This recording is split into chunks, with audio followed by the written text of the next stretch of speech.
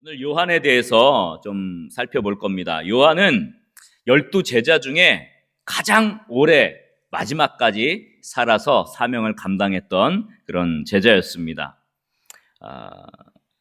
요한의 모습을 굉장히 여러 가지로 우리가 살펴볼 수 있지만 오늘 두 가지만 요한의 모습을 좀 살펴보려고 해요. 먼저 첫 번째는요, 거기 밑줄 있죠? 밑줄에 주님 곁을 사모하라. 요한의 모습입니다. 요한은 주님의 곁을 사모했던 제자였습니다. 그 어떤 제자보다도 주님 곁에 있기를 바랬고 주님 곁으로 가까이 나아가길 원했어요. 그래서 한번 저를 따라합시다. 주님 곁을 사모하라. 네, 그래서 주님과 그 다음에 두 번째 줄은 가장 가까운 곳으로 나아가라. 주님과 가장 가까운 곳, 주님이 있는 가장 가까운 곳으로 나아가는 제자의 모습이 바로 요한이었습니다. 저와 여러분들도 주님 곁으로 가까이 나아갈 수 있는 은혜가 있기를 주의 이름으로 간절히 축원합니다. 우리 지난 토요일 날 야고보에 대해서 좀 다뤘잖아요. 야고보의 형제죠. 요한은 야고보와 형제입니다. 참 재미가 있어요. 재밌다고 할까요? 하여튼 흥미롭습니다. 이 베드로와 더불어 가장 신뢰했던 세 제자가 베드로와 더불어 누구죠? 야고보와 요한, 이렇게 세 제자였다고 했습니다. 근데 마지막은 정반대였어요. 우리 지난 시간 살펴본 대로 형인 야고보는 이 독립적인 성격이 강하고 막 열정이 막 불이 붙는 그런 사람이었어요. 그래서 예수님이 승천 이후에 어떻게 했다 그랬어요? 바로 먼 지역으로 선교를 떠나가서 그 14년 동안 공백이 사도행전에 나타나지 않을 정도로 공백인데 갑자기 나타나서 순교를 하게 됐어요. 그러니까 마지막으로 먼 타지로 떠났는데 성경에 나와 있지는 않지만 스페인까지 선교를 최초로 갔다. 그렇게 제가 지난번에 좀 전승에 대한 말씀을 드렸어요. 성경적으로 입증이 된 건 아니죠. 모르죠. 그래서 그 산티아고 데 콤포스텔라, 그 산티아고라는 말이 성 야고보라는 뜻이라고 그랬잖아요. 그죠? 성 야고보.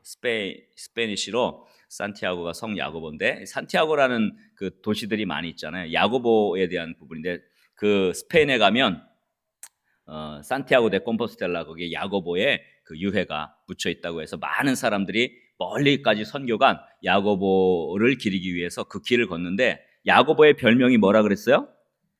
조개. 산티아고 길 가는데 계속해서 저 조개 상징이 쭉 계속 이렇게 길 안내를 해주거든요. 근데 여러분, 야고보는 이렇게 멀리 떠나갔는데 근데 계속 예루살렘에 늦게까지 머물면서 다른 사도들과 사역을 감당했어요. 우리 지난 토비세 때 살펴봤죠. 근데 또 야고보는요, 12제자 중에 가장 빨리 순교했어요. 제일 먼저 순교했고, 그 형제인 요한은 가장 마지막까지 살아서 사명을 감당한 제자였어요. 그러니까 형제인데 한 사람은 제일 빨리 순교하고 한 사람은 제일 늦게 순교했어요. 이것도 아주 좀 특별한 일입니다. 그러니까 제일 일찍 죽은 사람이 야고보라면 제일 늦게 죽은 사람이 요한, 동생 요한이라는 것은 굉장히 흥미가 있죠.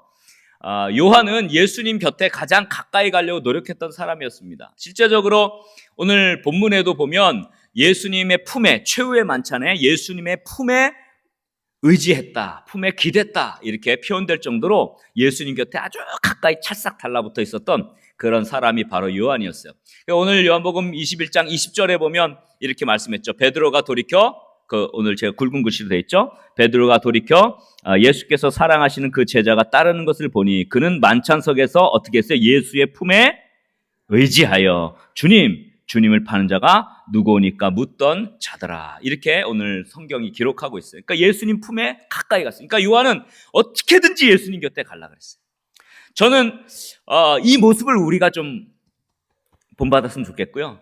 오늘 우리 귀한 우리 유년부 아이들, 또 우리 자녀들과 함께 예배드리는 우리 가족들 많은데요. 우리 자녀들이 어떻게든지 예수님 곁으로 가까이 갈 수 있는 그런 영적 갈망이 있는 은혜가 있었으면 좋겠습니다. 그래서 예수님 곁으로 어떻게 하면 가까이 갈까? 예수님 곁으로 가장 가까이 갈 수 있었으면 좋겠어요. 지난 시간에도 말했지만 베드로와 야고보와 더불어 요한도 가장 핵심에 있었습니다. 그죠? 변화산 사건에 또 야이로의 딸을 살리는 사건, 겟세마네 동산에도 이 세 제자를 예수님이 깊이까지 데리고 가신 것은 예수님 곁에 가까이 있었던 요한을 반영하고 있습니다. 초유의 만찬에서 요한은 예수님의 가장 가까운 예수님 바로 곁에 있었습니다. 베드로보다도 그의 형인 야고보보다도 더 마지막까지, 더 끝까지 예수님 곁을 지킨 사람이었어요. 그러니까 요한복음 19장 25절, 26절 상반절 거기 두꺼운 글씨로 이렇게 성경 말씀 있죠. 한번 그 말씀은 한번 천천히 한번 읽어보겠습니다. 중간에 있죠. 시작. 예수의 십자가 곁에는 그 어머니와 이모와 글로바의 아내 마리아와 막달라 마리아가 섰는지라. 26절. 예수께서 자기의 어머니와 사랑하시는 제자가 곁에 서 있는 것을 보시고. 자, 여기 보면 사랑하시는 제자라는 표현은 이 요한의 별명이에요. 요한이 자기를 가리켜서 사랑하시는 제자다 표현했습니다. 여기 요한입니다. 예수님의 어머니 곁에 십자가 바로 밑에 예수님 십자가 달리실 때요, 모든 제자들이 다 도망갔어요. 그리고 베드로도 좀 멀리 서서 이렇게 봤지만 십자가 바로 밑에까지 간 사람들이 오늘 나오는데, 예수의 어머니 마리아와 이모, 이 이모는 그 요한의 어머니죠. 그렇죠? 야고보와 요한의 어머니입니다. 이모, 그다음에 글로바의 아내 마리아, 그다음 막달라 마리아, 이렇게 여인들이 있었고요. 그다음에 제자 중에는 유일하게 요한만 십자가 밑에 있었습니다. 다들 도망쳤어요. 그러나 요한은 끝까지 예수님 곁을 지켰습니다. 십자가 밑을 지켰습니다. 누구보다도 예수님 곁에 있기를 사모했고 예수님께 가장 가까이 가기를 갈망했던 사람이 바로 이 요한이었습니다. 그래서 예수님께서 이 요한에게 다른 제자들보다 더 한 사명을 맡기셨어요. 그건 어머니인 마리아를 모시는 사명입니다.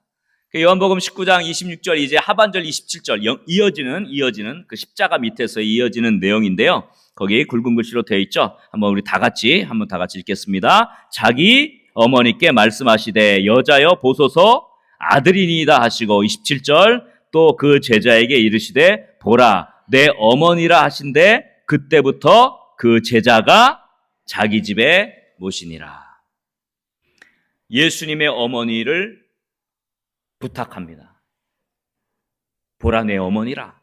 요한에게 예수님의 어머니인 마리아를 이제 부탁합니다. 주님 곁에 가까이 있기를 사모했고 가장 가까운 곳으로 나아갈 때 주님으로부터 더 깊은, 다른 사람이 맡지 못하는 더 귀한 사명이 맡겨지게 되는 줄 믿으시기 바랍니다. 그래서 하나님께로, 주께로, 예수님께로 더 가까이 가고자 갈망하는 사람에게 하나님이 더 귀하고 놀라운 축복의 사명을 허락하신 겁니다. 주님 곁을 떠나가고 주님으로부터 멀리 떨어질수록 사명이 주어지지 않습니다. 축복이 주어지지 않습니다. 어머니 마리아를 부탁하고 아들처럼 모시라는 이 사명은 요한에게만 주어진 사명이에요. 어쩌면 예수님이 해야 될 일을 대신 하도록 부탁하는 사명이죠. 제가 그래서 생각해 봤어요. 왜 요한이 오래 살았을까, 제일? 왜 요한이 제일 오래 살았을까? 왜? 예수님의 어머니를 모시고 살아야 되기 때문에 그 생명을 주님이 길게 허락하시지 않았나, 저는 그렇게 생각해 봤어요. 다들 귀한 사명 맡아서 오래 살 수 있기를 주의 이름으로 간절히 축원합니다. 자, 우리 옆에 분들 한번 이렇게 인사하세요. 오래 사세요. 사명 감당하세요. 그래서 오늘 우리가 읽은 본문 22절에 내가 올 때까지 그를 머물게 하고자 할지라도 내게 무슨 상관이냐, 이렇게 말씀하는 거예요. 그 정도로 우리 주님께서 요한에게 어머니를 부탁하시고 요한에게 그 생명을 길게 주셔서 어머니를 모실 수 있게 하는 거예요. 주님께서 우리에게 사명 감당하는 그날까지 생명 연장하게 하실 줄 믿습니다. 사명자는 죽지 않는 거예요. 물론 우리가 불꽃같이 사명 감당해서 주님 곁으로 빨리 가는 것도 행복이지만, 그러나 또한 이 땅에 살아서 이 작은 나에 비치는 우리 아이들, 아마 우리 유년부 아이들은 모두 다 한 100살 이상은 살 것 같아요. 미래는 뭐 120살까지 산다 그러지 않아요? 여기 우리 서재풍 원로장님도 계시지만 저랑 약속한 게 있어요. 제가 이제 사역 다 하고 이제 저도 이제 은퇴할 나이가 되잖아요. 그러면 그때 되면 이제 90 이제 되신데 그때까지 팔팔하게 살아서 함께 예배드리자. 그죠? 우리 모두 다 정말 주님 주신 사명 끝까지 감당하며 이 땅에서 모든 사명 다 감당하는 정말 오래 살아서 끝까지 사명 감당하는 믿음의 사람들 다 될 수 있기를 주의 이름으로 간절히 축원합니다. 자, 그다음 요한의 두 번째 특징인데요. 2번이죠. 누구보다도 주님을 사랑하라. 거기다 이렇게 쓰세요. 누구보다도 주님을 사랑하라. 누구보다도 주님을 사랑했던 제자가 바로 요한이었습니다. 물론 다른 제자들도 다 주님을 사랑했죠. 그러나 요한은 자기가 제일 주님을 사랑하는 제자가 되기를 원했던 사람이었습니다. 그래서 주님을 사랑하라. 그래서 그 옆에다가 주님을 사랑하는 만큼 그 다음에 거기다 써요. 말씀을 지키게 되죠. 주님을 사랑하는 만큼 그 말씀을 지키게 되죠. 말씀 사명을 받는 것입니다. 요한은 사랑이 많은 제자였습니다. 특별히 요한이 쓴 이 요한복음에 보면 아까도 제가 얘기했지만 요한이 그 다른 제자들의 이름은 다 그대로 쓰는데 자기의 이름을 쓰지 않았어요. 그리고 주께서 사랑하시는 제자다 그렇게 썼어요. 그래서 요한복음을 읽다가 주님이 사랑하신 제자, 사랑하시는 제자라는 단어가 나오면 이것은 요한이 자신을 가리켜 한 말이구나 그렇게 이해하시면 됩니다. 주님이 사랑하는 제자, 이것은 내가 제일 주님의 사랑을 받았다는 것을 생각하는 것뿐만 아니라 내가 주님을 제일 사랑하는 제자가 되기를 원하는 요한의 마음이 담긴 표현이에요. 그래서 요한을 사랑의 사도다 그렇게 부릅니다. 그래서 요한복음을 복음서를 기록했지만 사도 요한이 요한 서신, 요한 1서, 요한 2서, 요한 3서도 썼는데 여러분 너무도 잘 알죠? 거기에 가장 많이 나온다는 건 뭐예요? 하나님은 사랑이시라. 이건 요한에게서 나온 단어죠. 하나님을 사랑하는 자가 어떤 사람인가를 굉장히 강조해서 말씀한 것이 요한 서신이에요. 그래서 이 사랑의 사도라고 불립니다. 제자들 가운데 가장 예수님의 명령인 서로 사랑하라는 계명을 누구보다도 성실하고 정확하게 품고 살아갔던 사람이 바로 이 요한이었습니다. 그래서 요한복음 13장 34절 35절에 이렇게 기록했어요. 한번 다 같이 읽겠습니다. 우리 굵은 글씨로 돼 있죠? 거기 굵은 글씨로 시작. 새 계명을 너희에게 주노니 서로 사랑하라. 내가 너희를 사랑한 것 같이 너희도 서로 사랑하라. 너희가 서로 사랑하면 이로써 모든 사람이 너희가 내 제자인 줄 알리라. 아멘. 이 말씀은 요한복음에만 기록된 말씀이에요. 새 계명을 예수님 주었는데 뭐라고요? 서로 사랑하라. 이것은 요한에게서만 발견되는 아주 중요한 주님의 명령입니다. 요한이서 뒷페이지로 이렇게 넘기셔서요.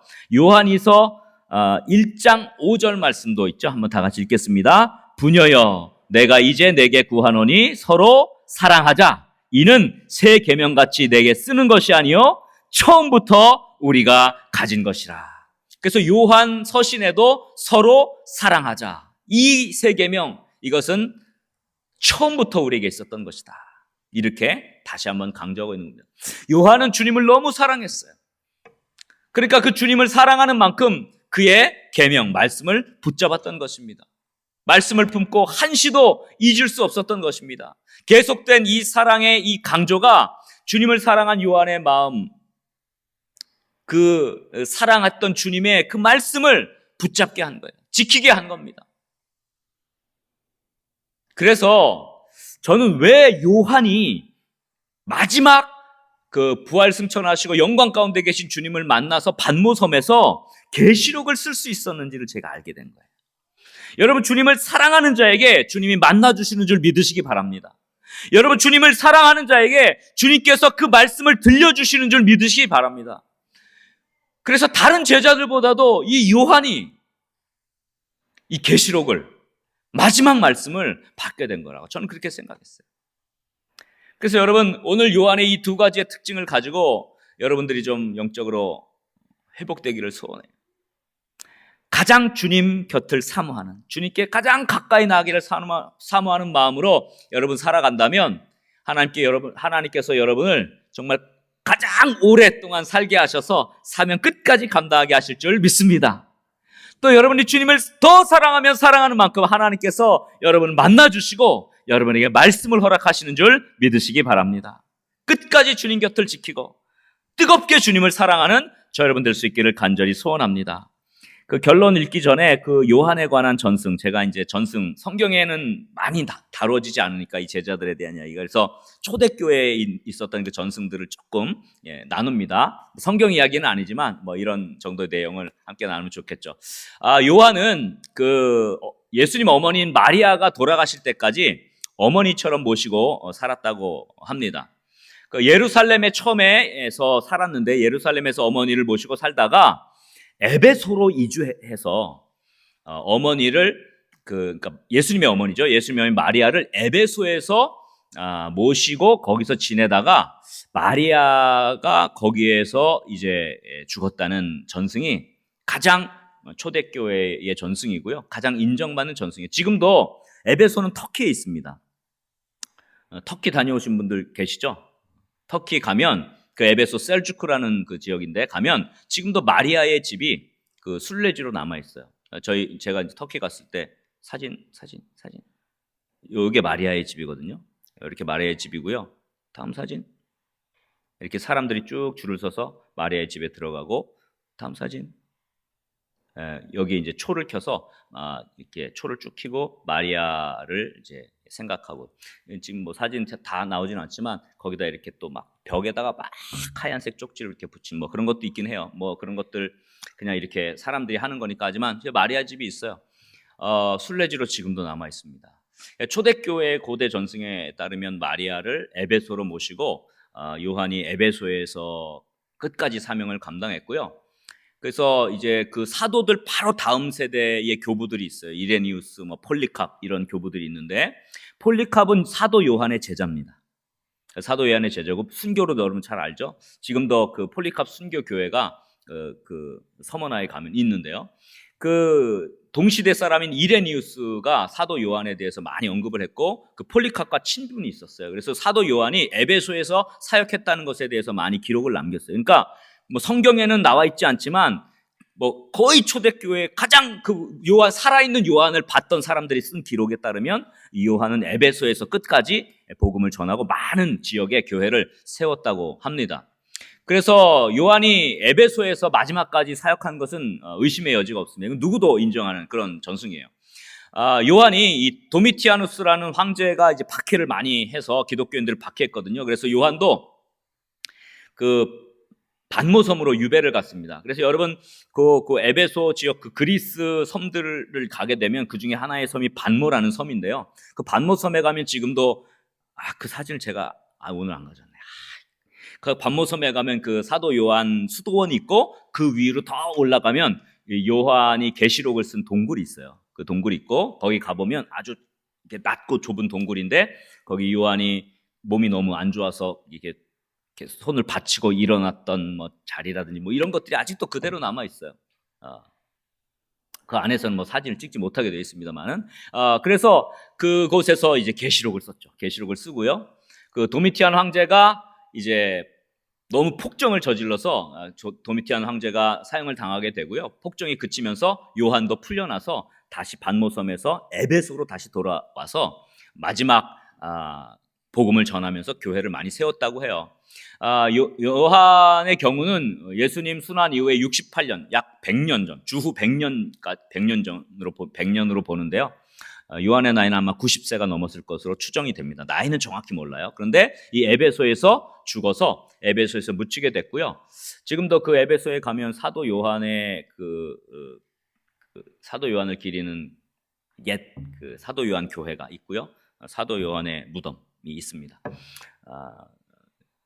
한 전승인데요. 요한이 어떤 한 곳에서 복음을 전하고 그 복음을 전하는데 마을의 그 한 청년을 이제 예수를 믿게 된 거예요. 그래서 거기다 교회를 세우고 그 교회를 좀 다스릴 감독, 담임 목사를 세우고 그다음 그 청년을 부탁을 했습니다. 영혼을 부탁한 후에 또 다른 지역으로 가서 복음을 전하고 교회를 많이 세웠어요.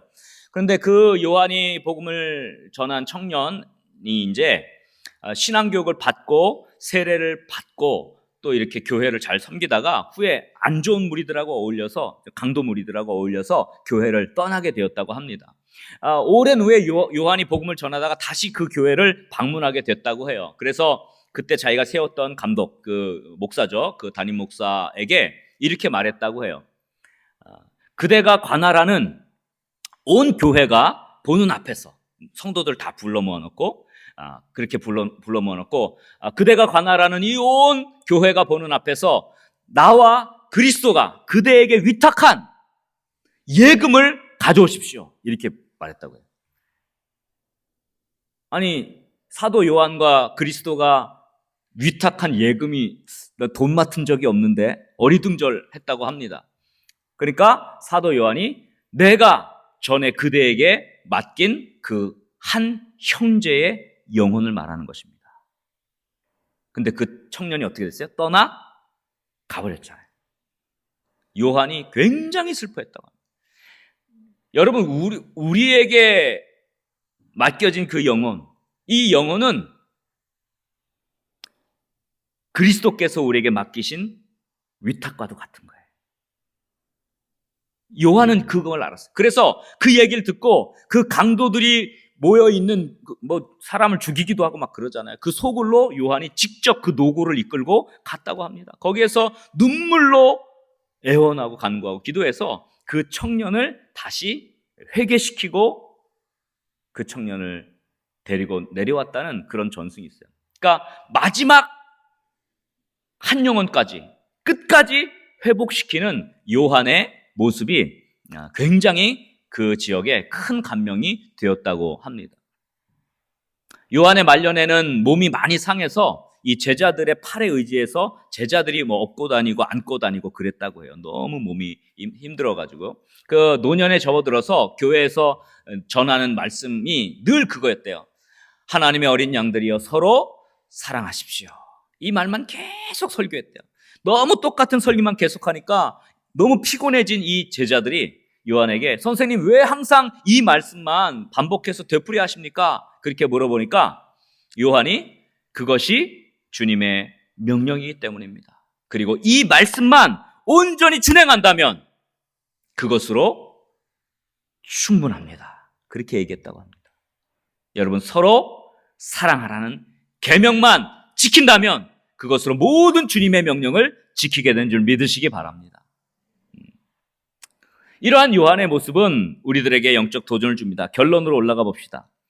한번 우리 천천히 한번 결론 읽겠습니다. 요한은 시작. 요한은 누구보다도 주님 곁을 사모했고 가장 가까이에 나아갔던 사람이었습니다.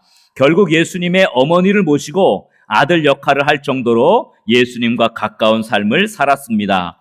그리고 자신을 사랑하시는 제자로 부를 정도로 주님을 사랑했고 그 사랑한 만큼 말씀에 사로잡혀 말씀을 지켜 평생 사랑의 사도로 살았습니다. 그래서 오래 살도록 주님이 허락하신 것일지도 모릅니다. 우리와 우리 자녀들 또한 요한과 같이 주님 곁을 사모하고 가장 가까이서 섬기며 누구보다도 주님을 사랑하길 갈망하며 주님의 말씀을 품고 말씀을 지키는 사명자가 되어 주님 오시는 날까지 오래 살아서 사랑과 말씀의 사명을 다 감당하는 축복의 가정, 축복의 자녀들 되기를 주님의 이름으로 축복합니다. 할렐루야.